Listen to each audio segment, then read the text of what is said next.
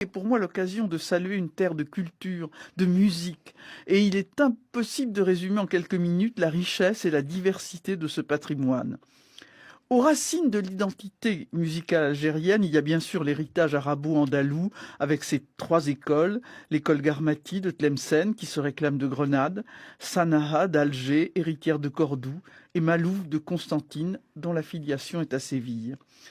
Ce sont ces dizaines de milliers de réfugiés morts, chassés d'Espagne, qui vont gagner l'Afrique, et en premier lieu l'Algérie, et y installer des codes musicaux très raffinés, très structurés, représentés par les noubas, des pièces musicales et instrumentales où les solistes se produisent dans un ordre codifié.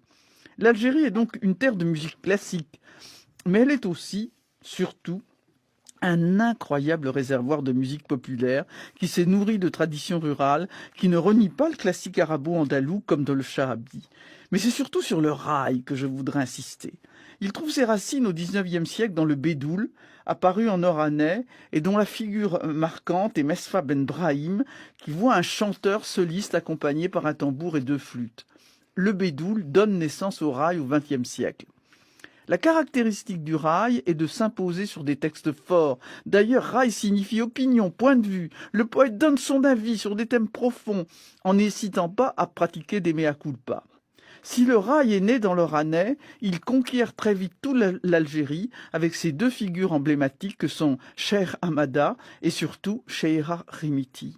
Après l'Algérie, le rail partira à la conquête du monde entier et l'album Koutché, coproduit par Cheb Khaled et Safi Boutella, édité en 1987, est classé parmi les 100 meilleurs albums du siècle.